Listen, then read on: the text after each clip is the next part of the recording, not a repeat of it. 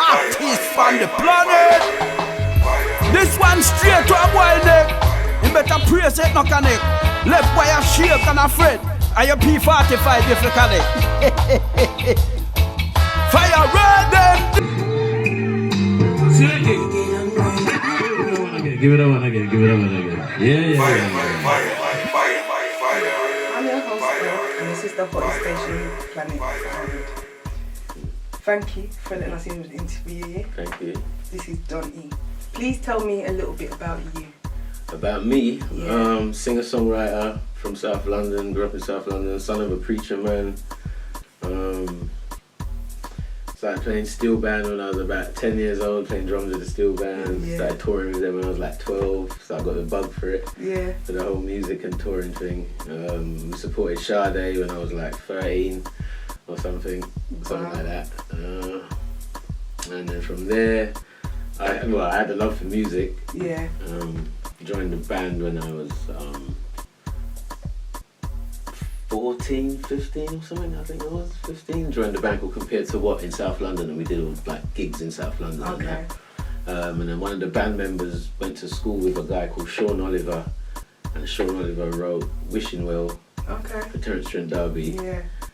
And he was saying, Sean Oliver said to my boy that he wants a band to join, to play behind these two girls called Old Land Montana. Yeah.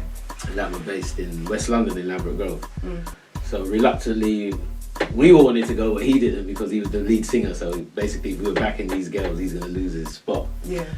So yeah, anyway, we went up, met the girls, and that was my sort of introduction into the whole record company because they were signed to Virgin Records and that. So that was my whole sort of introduction into sort of that world. And started rolling with Sean Oliver. So I was about, I don't know, 15, 16 then. And he was taking me around studios in London, playing on different tracks he was working on. And I started to meet different people and started working on my own stuff at home. You know what I mean, doing my own little thing. And then, unfortunately, he passed away. And the last thing that he said to me was, leave the band, go on your own. You can do it on your own. Do your solo thing. Work on your songs. Do that. And then, what happened after that now? I'm in Ladbroke Grove now. I moved kind of to Ladbroke Grove area because of the whole band situation that I was in. Okay. So I was around West London, and some of my brethren from South now opened a shop in West London. So one day I'm walking down the road and I walk past this thing, I'm like, "Rah, what are you lot doing up here?" It's my brethren from South. Yeah. So they opened up this clothes shop called OG of London. Yeah. And my boy Oz and my man G. And yeah, so I was like hanging in there one day while they were like fixing up the shop and so this brother walks in and he's buying some clothes and that, and there's music playing. So he's like, "Who's this?" And they're like, "Oh, it's my man." And they go, "What, that you in the corner makes this music here?" And then 10 ones there. And it's like, "Rah." He goes, "Yo, my name's Ron Tom." Yeah, and I went, "Rah, Ron Tom." I said, "I used to listen to you on the radio as a you, yeah, on the LWR." So then there was that whole kind of mad one going on there. It was like, wow. So he's like, "Listen, I got a studio up the road, come and check me." Yeah. So I went and checked him that evening, played him my demos, and he was like, "Wow, this is like proper music, bro. You're like making proper music." I think I had Unbreakable in there and all kinds of tunes he was listening to. At what age? This was right when I was like 18. Wow. Yeah, I wrote Unbreakable when I was 18. Wow. And he was like, "Yo, I know this guy called Johnny Laws from the Brixton Academy. Yeah, so let's go down there and see him." So we drove down to Brixton Academy, met Johnny Laws, and then Johnny Laws heard the stuff and he was like, "Yo, man, this is great, man. He goes, "What do you need?" Right. So, and then he started to talk about putting me on a retainer, you know, basically making sure I was comfortable enough to just write tunes and you know, home master the craft kind of thing. And yeah, and then he started to do the whole record company thing and, you know, take my demos around, and there was a little war going on who wanted to sign me, blah, blah, blah. And he sort of came back and put it all on the table. He goes, "Well, this one wants to sign you for that much, that one wants to sign you, this one wants to, you know, blah blah blah, and these acts are with this label, these acts are with that one, these are, and I was like, what, Bob Marley's with that one? I said, that's the one I'm going to. I said, Bob Marley's that. That's where I'm going there, with Bob Marley there. Yeah. Yeah, so I ended up signing to Island Records. Oh, wow. And yeah, the rest is history. Wow. So from 13, was it 13? From, I guess I was, well, what are you going to say? I was touring from like 13. Yeah, around Yeah, that age, yeah. wow. When did you start singing? When did I start singing? Because the still pan was what age? All right, Steel Band, that was about, Steel Band was about 10 years old. But singing, I kind of didn't start. What I was doing was writing I had loads of songs that I was like mumbling over. Okay. And I was looking for a singer to sing them. So you started as a writer? So I was kind of more of a writer, yeah. Okay. I was writing tunes, yeah. And your first release was Unbreakable. Was it Unbreakable? The first release was Love Makes the World Go Round, actually. Wow. First proper release ever, yeah. And the name of your first album was? Unbreakable. Okay. Yeah. How did your family feel about your career? How did my family feel? They were chuffed, I guess. My dad didn't know what I was doing because he's like he's a preacher. I'm a preacher's son, so if it ain't for God, it ain't happening. You know what I mean? If it ain't about that, it ain't. What are you doing? You're wasting your time, kind of thing. So yeah, when his mates at work now are going, yo, is that your son? Or so you come home and tell me, you know what I mean? Yeah. About, you know. So he was proud. Yeah, they were proud. So who was your biggest inspiration? My biggest inspiration? I had a few. I got some. It started with my dad, I guess. Okay. Coming home, you know, being at home and him sitting there making a guitar out of, you know, he'd bring the neck one day and then come in the strings and the back and we'd sit there and put the whole thing together and then play it, you know what I mean, and tune it up and play it. Oh, so he was that's that, nice. yeah, he was that kind of guy. So I guess the biggest inspiration would have been Dad. Oh, Yeah. that's nice. Yeah. Would you tell the FIRERED family some of your hits? Some of my hits, well, let's start from, so we had Love Makes the World Go Round. Went to the top, I think it was top 20 over in the UK, so I got on top of the pops. So yeah, it went to number 15, Love Makes the World Go Round. Then there was, and it went top 30, same song went top 30 in America. Okay. And then there was Oh My Gosh, another tune from that album, that went top 30 in America as well, I can't remember what, but it was in the top 30. Peace in the World, that was another hit. It came in and they pulled it off the chart. There was some like politics going on, and yeah, so. Then afterwards I've got like another track called Feeling You, that's quite big out there. Another tune called Big People Things, which gets a lot of rinses. And do you go across genres or do you stay in one genre? With my music? Yeah. Well, I'm kind of, because I grew up in the 70s, I've got loads of different influences. I got pop radio at the time, what we used to hear, all the tunes that we used to hear on top of the pops and stuff. Then I got the gospel in my house, and then I got soul on the radio.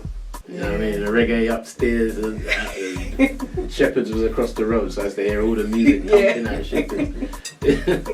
So it's quite eclectic, my thing. And then I love Prince, I love Michael Jackson, I love Stevie Wonder, Smokey Robinson, Harold Green, Aretha Franklin. You know what I mean? Yeah.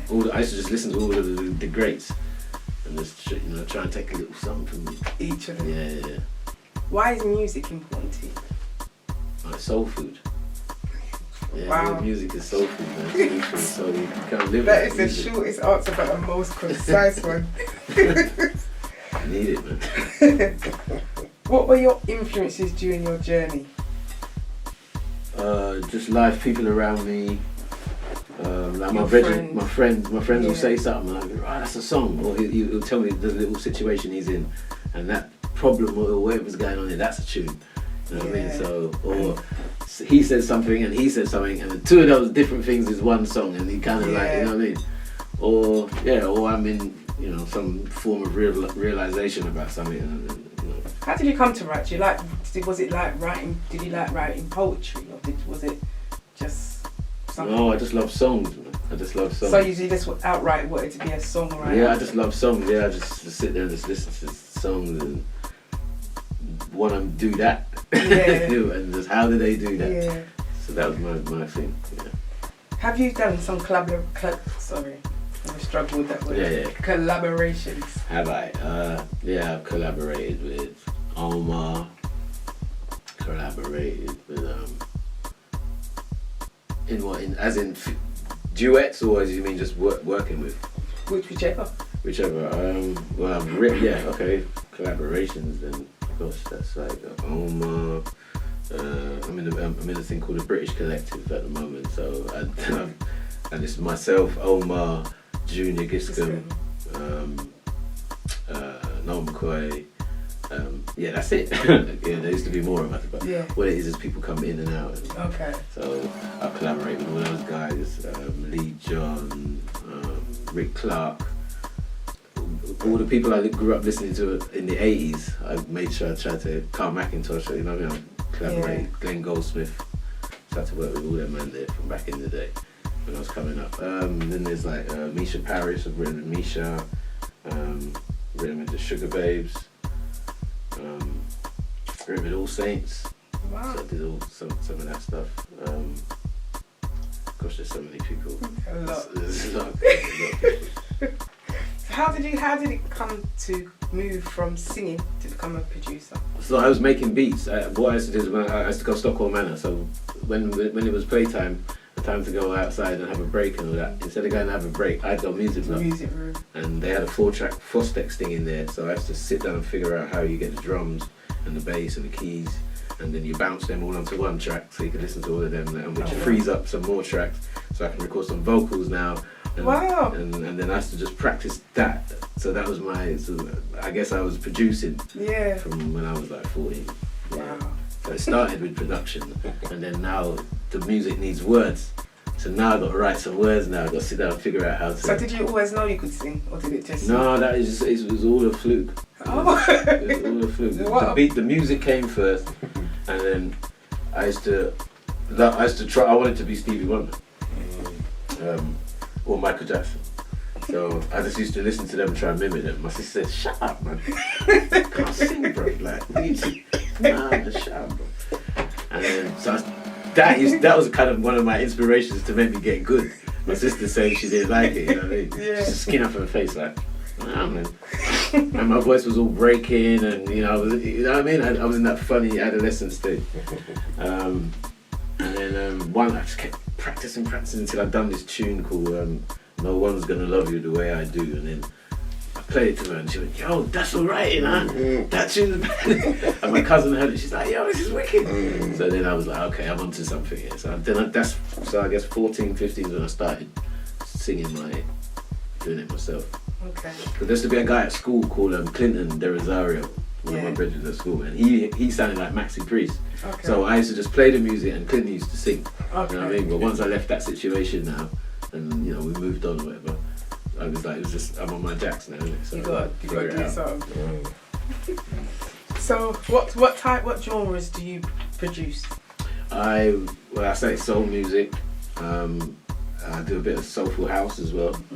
A bit of funky house, and kind of keep it within that kind of a bit of pop, a little bit of pop thing as well, because it's a lot less intricate than soul music. Okay. It's a lot simpler, but it's still a science to it. Yeah. So I just sort of, it's kind of made to measure. So if someone says, "Oh, I need a track like this," I'll listen to the best of that thing right now. Like, so what's the biggest tune in that genre right now? That's what I'll sit there and listen to. Yeah.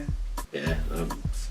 Break it down in my head, and then I'll do my thing on it. Yeah. What struggles do you think that producers face right now? What struggles? You're getting your tracks placed probably with major artists that are out there, which has always been a struggle really for producers. But streaming can't be making things easy really.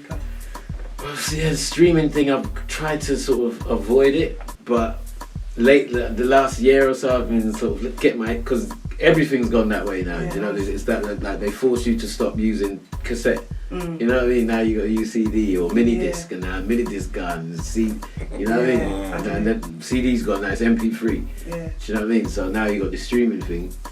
So I've had to sort of see how it works for me. Do you know what I mean?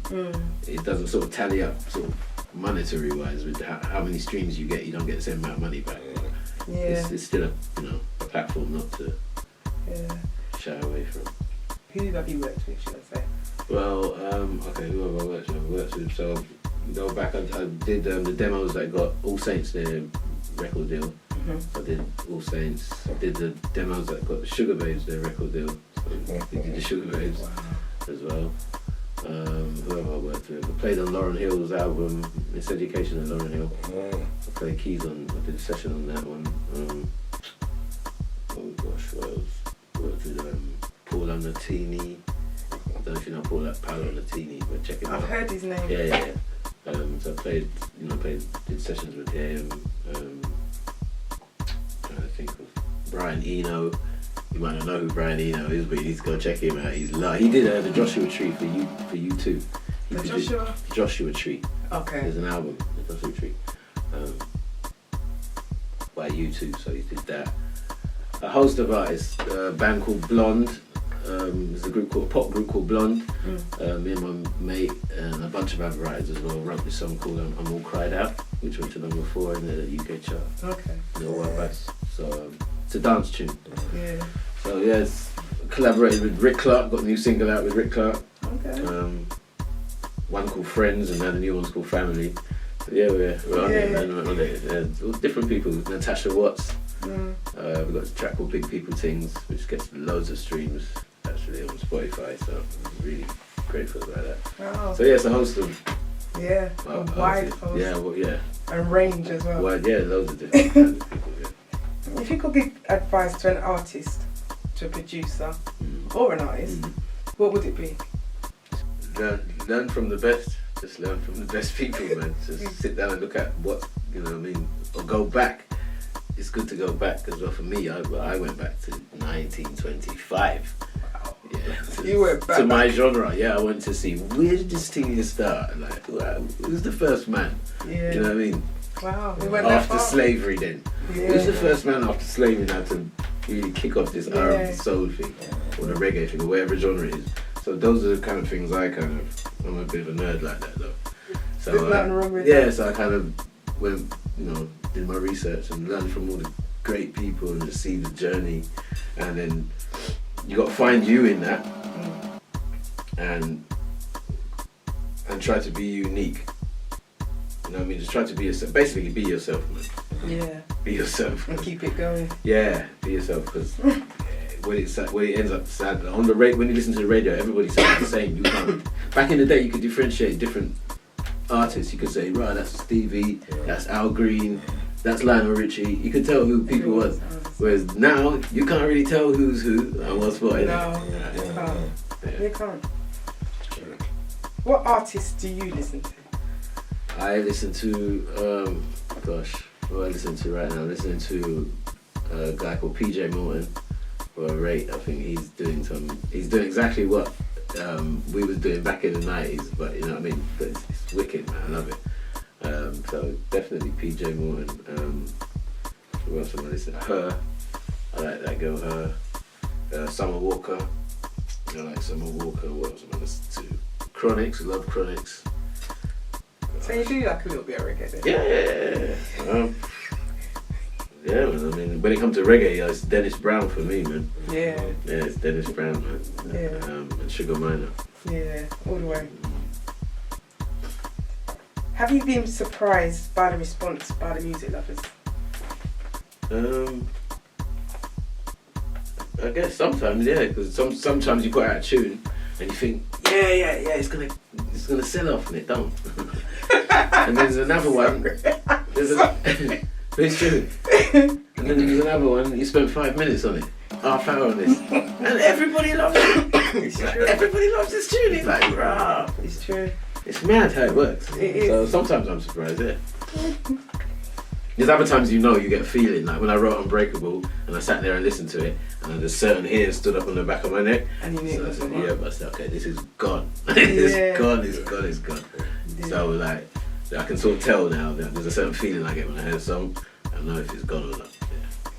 Yeah. What have you got currently in the pipeline?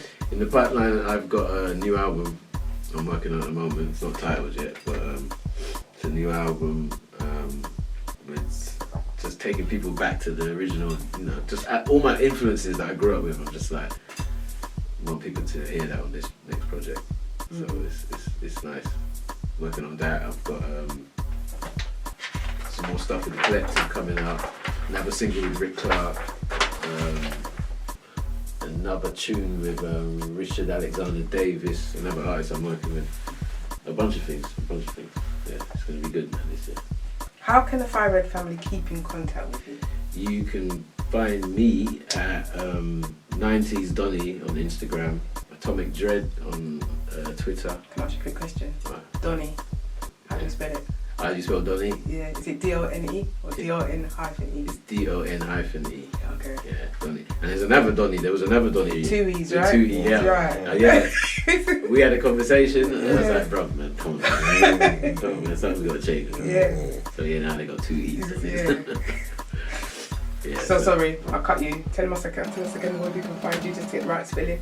So D-O-N-E Yeah. for the Don E 90s Don E on Instagram, Atomic Dread on Twitter, and Don E McLean on Facebook. Okay. Yeah. Please feel free to make a shout out to your well wishers. Yeah, man, I want to big up all the supporters, anyone that's been like supporting me from over the years, from 1992 to 2020, man. Much love to you, man. It's been an amazing honour interviewing you. On behalf of the FIRERED family and FIRERED Station, we'd like to thank you. I made my mind up. I made up my mind to keep my love strong. I make it unbreakable. I made my mind up with fire red to keep my love strong. I make it unbreakable.